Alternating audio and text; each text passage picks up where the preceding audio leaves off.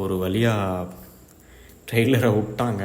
2 hours 35 minutes if I'm not wrong. ஒரு first time ஒரு பெரிய ஹைப் இல்லாமல், ஒரு பெரிய எக்ஸைட்மெண்ட் இல்லாமல் ஒரு ட்ரெய்லரை உட்காந்து பார்த்த மாதிரி இருந்தது விஜய் ட்ரெய்லர். ஏன்னா எப்போவுமே ட்ரெய்லர் வருது அப்படிங்கிறப்போ ஓவர் ஜோஷாக இருக்கும். பட் இந்த படத்துக்கு என்னமோ தெரியல, ஒரு மாதிரி அந்த லெவல் ஆஃப் ஸ்கேல் வந்து அப்படியே அந்த லைனாகவே மெயின்டைன் ஆகிட்டு இருந்த மாதிரி இருந்துச்சு. 2 hours 35 minutes if I'm not wrong.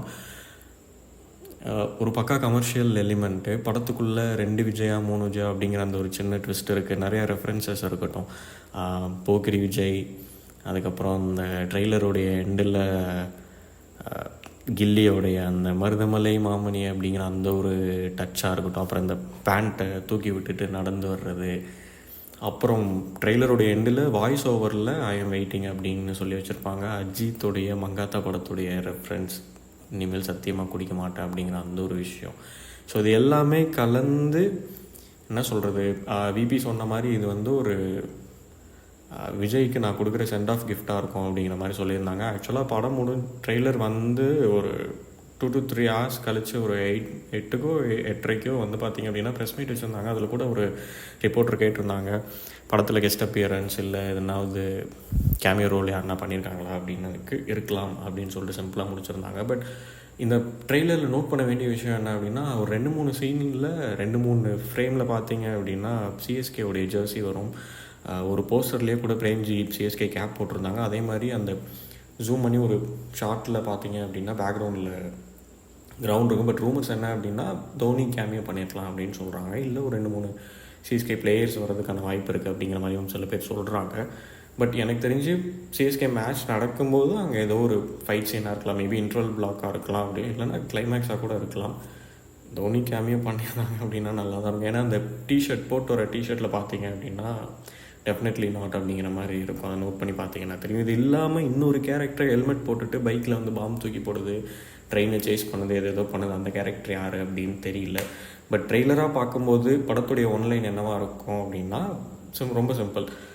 ஒரு ரா ஏஜெண்டில் இருக்காங்க, நல்ல சக்ஸஸ்ஃபுல்லான ஒரு ரேட் பர்சன்டேஜ் வச்சுருக்கக்கூடிய ஒரு பர்சன். ஏதோ ஒரு மிஷன் தப்பானனால அதை விட்டு வெளியில் வந்துடுறாங்க. பட் செகண்ட் ஹாஃபில் மறுபடியும் அவங்கள கூட்டிகிட்டு வந்து இந்த மிஷனை நீ தான் பண்ணணும், இல்லை நீ பண்ணால் தான் முடியும் அப்படிங்கிற மாதிரியான ஒரு போர்ட்ரேட் பண்ணி அதை எடுத்துகிட்டு போயிட்டு கடைசியில் அந்த மிஷன் கம்ப்ளீட் ஆச்சா இல்லையா அப்படிங்கிறது தான் மேக்ஸ் டு மேக்ஸ் படத்துடைய ஒன்லைனாக இருக்கும். But through out the trailer நீங்கள் பார்க்கும்போது யாருக்கு என்னென்ன ரெஃபரன்ஸ் வந்துச்சு அப்படிங்கிறது தெரியல. பட் எனக்கு முழுக்க அந்த பிளேசர்லாம் போட்டுட்டு அந்த பார்ட்டி, அது அப்புறம் அந்த சின்ன சின்ன கேஜெட்ஸு, அப்புறம் அந்த பில்டிங்கில் அந்த கிளாஸ் கட் பண்ணுறது, இதெல்லாம் பார்க்குறப்போ எனக்கு மைண்டில் வந்து ஒரே ஃபேஸ் என்ன அப்படின்னா Tom cruise mission impossible.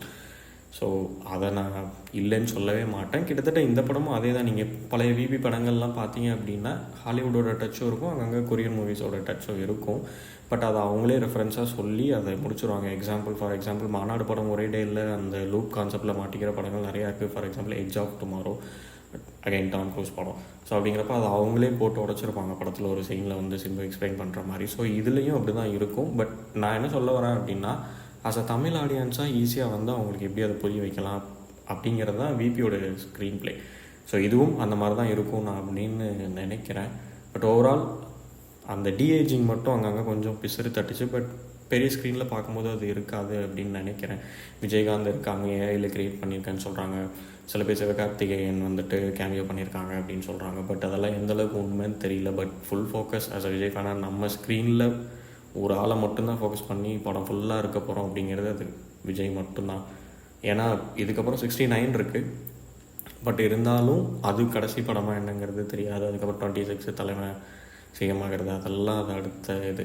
But இந்த படத்தை எந்த அளவுக்கு என்ஜாய் பண்ணி பார்க்க போகிறோம் அப்படிங்கிறது தான் ஒன்று இருக்குது. ஸோ மைட் பி விபி சொன்ன மாதிரி ஒரு சென்ட் ஆஃப் மூவியாக கூட இருக்கலாம், இருந்தால் நல்லாயிருக்கும்.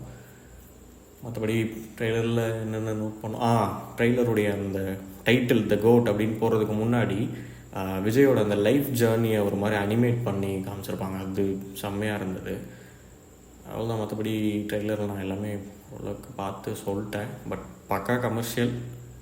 பார்ப்போம், செப்டம்பர் 5 பார்த்துட்டு ரிவ்யூ போடுவோம். பை.